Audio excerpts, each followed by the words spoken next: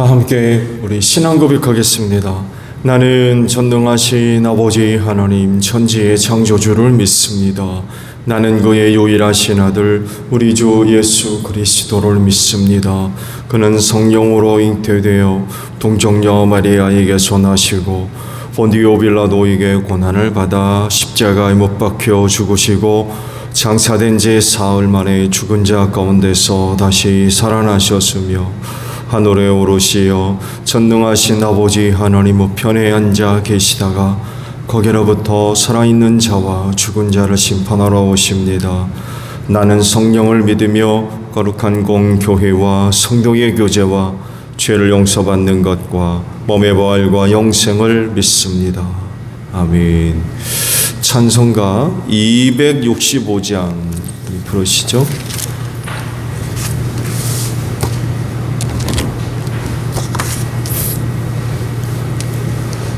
찬송가 265장입니다.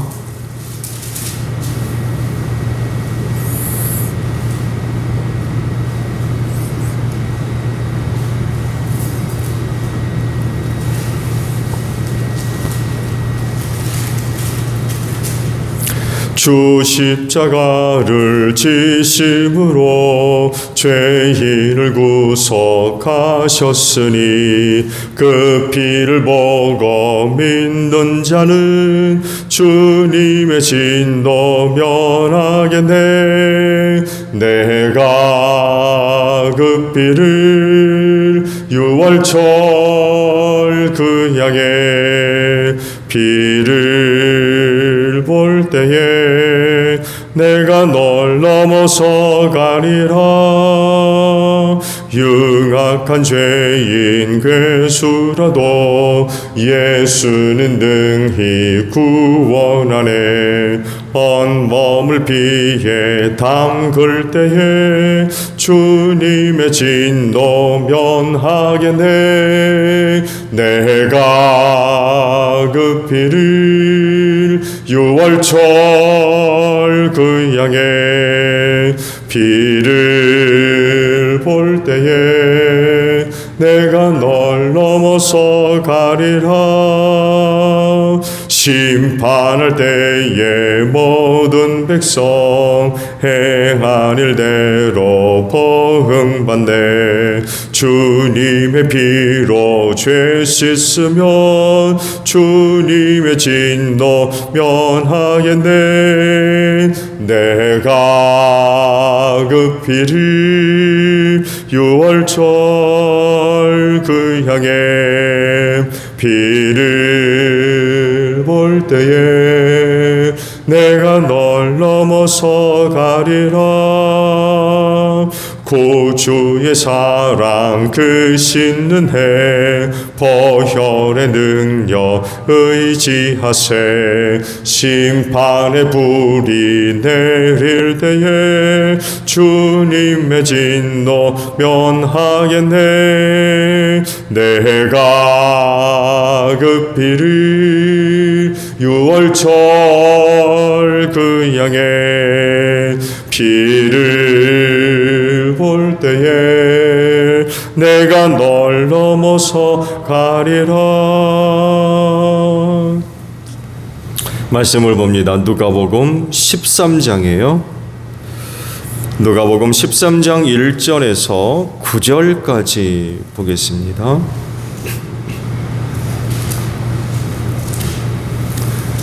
누가복음 13장 1절에서 9절이에요. 바로 그때 몇몇 사람이 와서 빌라도가 갈릴리 사람들을 학살해서 그 피를 그들이 바치려던 희생 제물에 섞었다는 사실을 예수께 일러드렸다.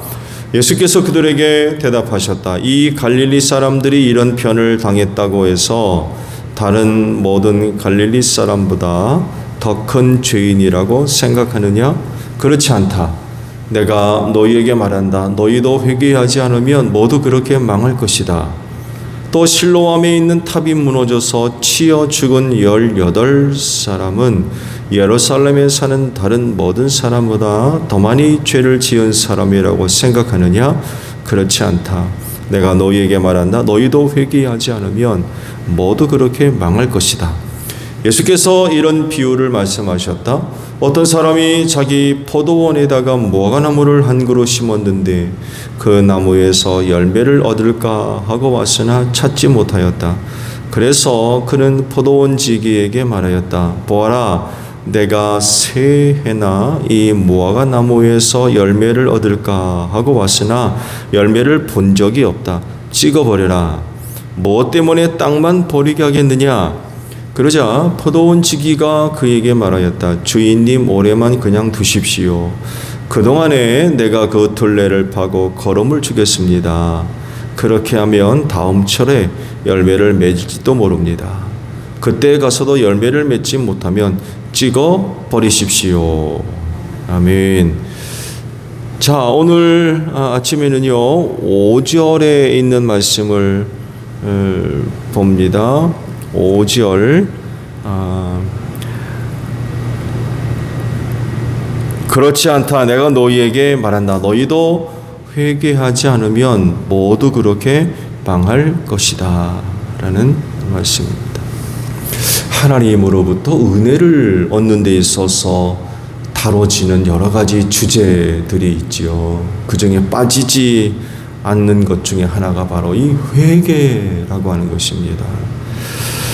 하나님께서도 그 누군가에게 은혜를 주시기 전에 반드시 이 부분을 다루시고 넘어가세요. 왜냐하면 이 죄가 해결되지 않으면 하나님께로부터 그 은혜를 받을 수 없기 때문에 그렇습니다.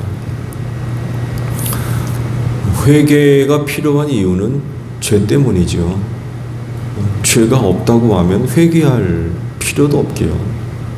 그러니까 결국 죄 문제를 해결하는 데 있어서 이 회개가 꼭 필요하다는 것입니다. 예수님을 믿지만 그러나 그럼에도 불구하고 죄 짓는 일들이 발생합니다. 연약하고 부족하기 때문에 쓰러지고 넘어지는 일들이 많이 있죠. 이때 이 문제를 해결하는 데 있어서 필요한 것이 바로 이 회개입니다. 그리고 그 성도들 안에 내주하시는 성령께서 이 죄를 깨닫게 하시고 그리고 그 죄를 책망하시며 고발하시죠. 그러시면서 회개의 자리로 이끌어 가십니다. 그럴 때에 순종해야 되겠죠. 성령의 그와 같은 역사를 거절해서 회개하지 않으면 하나님으로부터 은혜 얻는 일들이 거의 불가능하게 될 겁니다. 성령께서 그런 방향으로 이끌어 가실 때에 반드시 순종해야 됩니다. 근데 이 회개라고 하는 성경적인 그런 그 개념은요, 가던 길에서 돌아서다 이런 의미가 있다고 그래요. 즉 죄를 짓는 일을 중단하는 거죠. 더 이상 진행시키지 않는 것입니다. 가던 길에서 돌아선다. 계속 가던 길을 가서는 안 된다는 얘기입니다. 자기가 지은 죄를 단순히 그냥 입으로 시인하는 이런 수준을 넘어서서 그건 행동입니다. 삶의 변화이고요. 그 어떤 사람에게서 나타났던 악한 것들, 그러니까 하나님의 뜻대로 하지 않는 그 악한 것들이 그 생활에서 더 이상 나타나지 않는 거예요. 왜? 가던 길에서 돌아서니까 계속 그 길을 가면 그런 그의 모습이 그 길에서 계속 보여지겠죠. 근데 회개하게 되면 더 이상 진행하지 않는 거예요. 돌아서기 때문에. 그 악한 것들이 그 사람의 생활 속에서 더 이상 나타나지 않는 것. 이게 회개입니다. 단순히 입으로만 자기 죄를 고백하는 이런 수준을 넘어서는 거죠. 보통 회개하면 자복하는 거, 자기 죄를 시인하는 이런 수준에서 생각하기 쉬운데, 근데 성경적인 개념은 가던 길에서 돌아서는 거. 그러니까 생활에서 더 이상 그 악한 모습이 안 보이는 겁니다. 이게 회개라고 하는 것입니다. 그럴 때 하나님께서 회개한 자의 죄를 용서하시는데, 하나님께서 이야기하시는 이 용서라고 하는 개념은 덮는 거 이런 개념이 아니라 지워버리시는 거죠.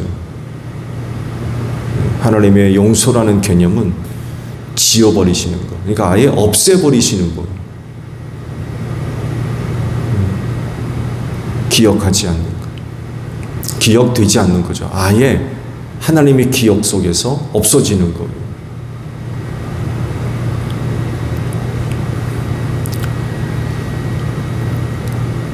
이 회개에 대한 말씀을 하시면서 예수님 당시 일어났던 사건 둘을 언급을 하시면서 회개를 촉구하신 거죠.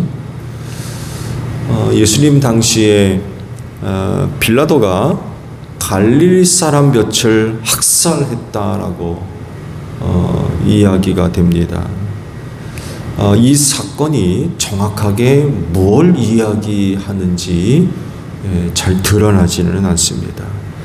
그렇지만 한 가지 확실한 사실은 그런 일들이 종종 있었다는 거예요. 유대인들이 그 민족주의적인 선민의식이죠. 이 선민의식이 너무 강하다 보니까 로마로부터의 압제를 당연히 탐탁치 않게 생각을 해서 종종 밀란이 일어났어요.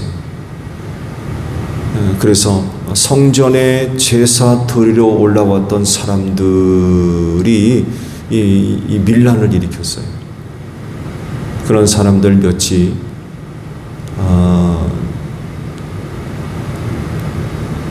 주동이 돼가지고 사람들을 충동질해가지고 저항을 하는 거죠. 이런 일들이 벌어지니까 로마에서 가만히 있지 않죠.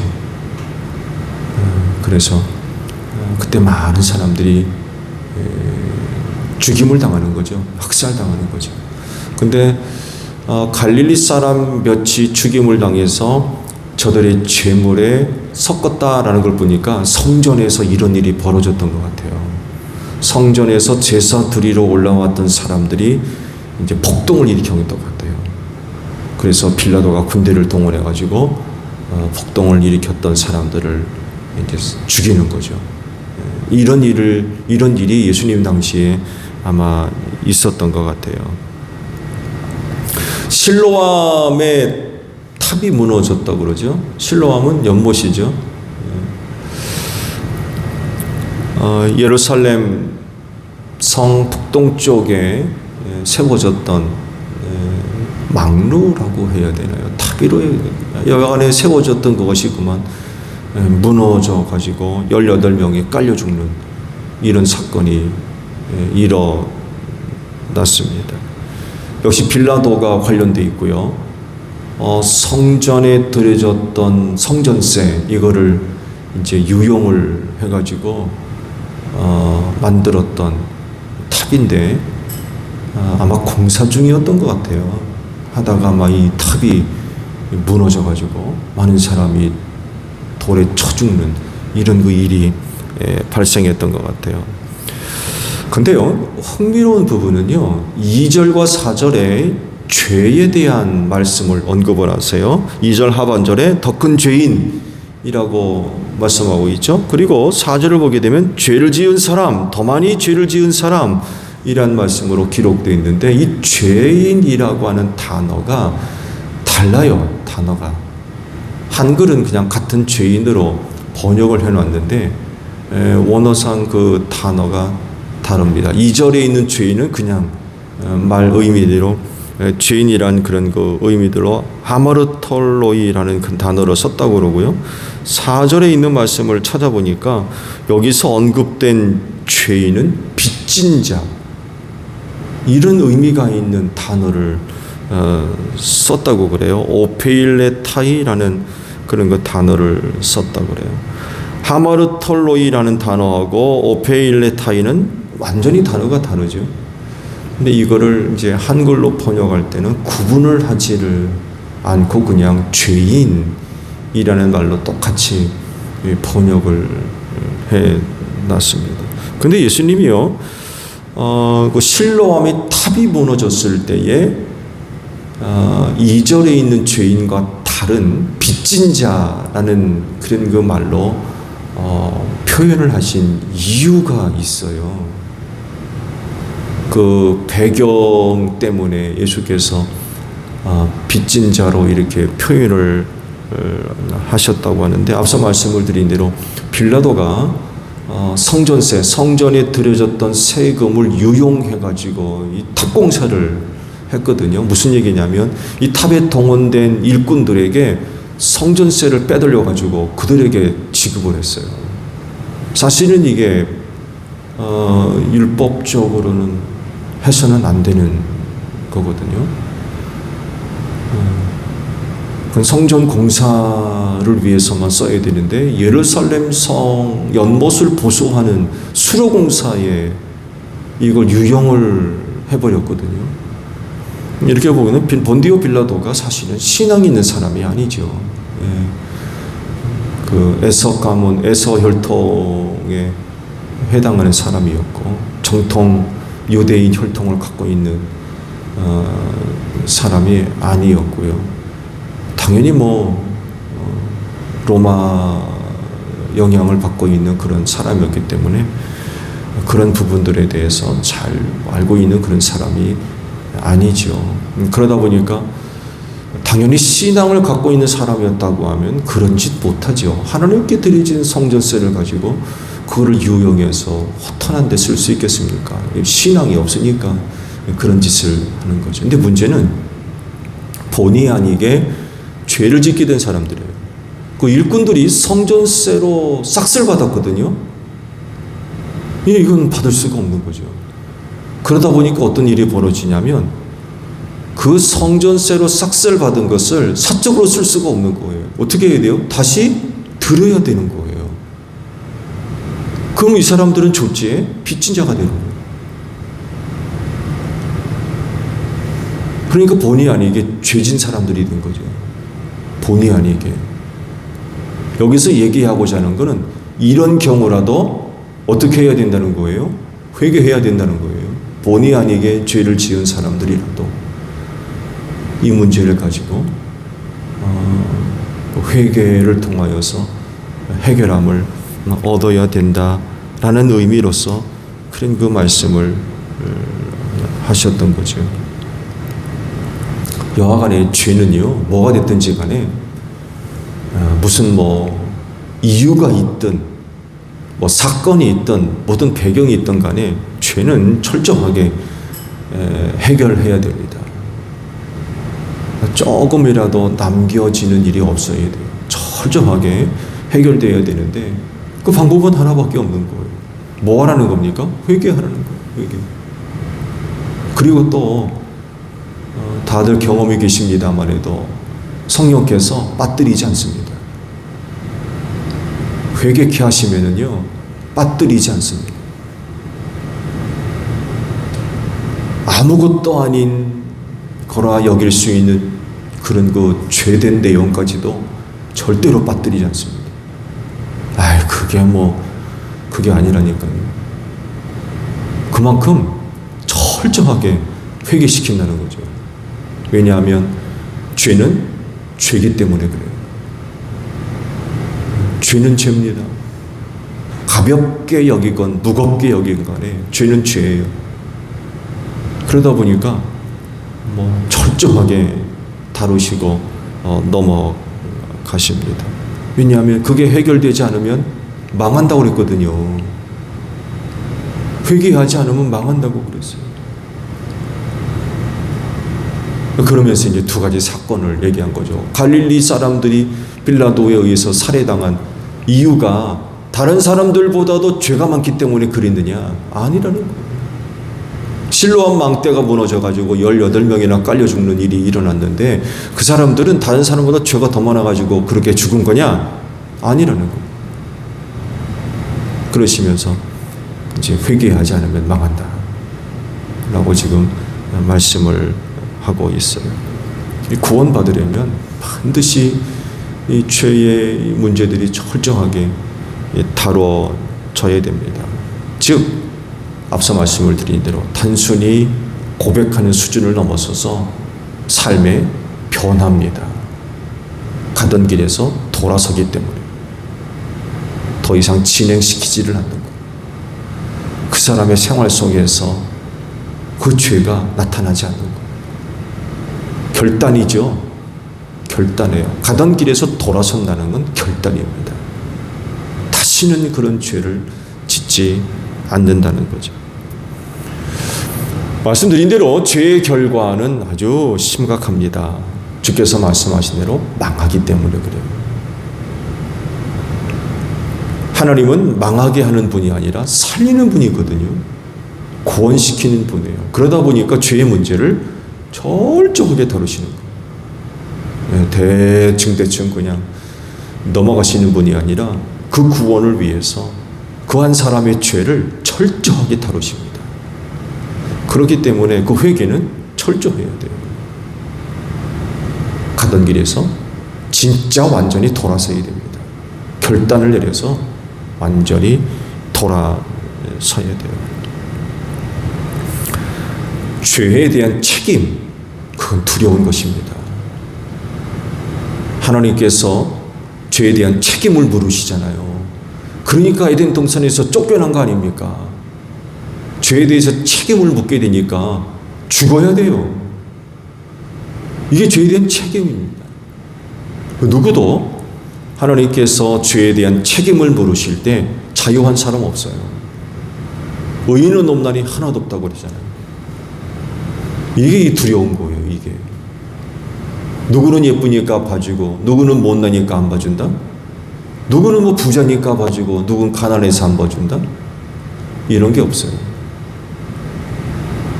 하나님은 모든 사람들에게 죄에 대한 책임을 묻게 돼 있어요. 그래서 책임을 감당한다는 건 이건 정말 두려운 일입니다.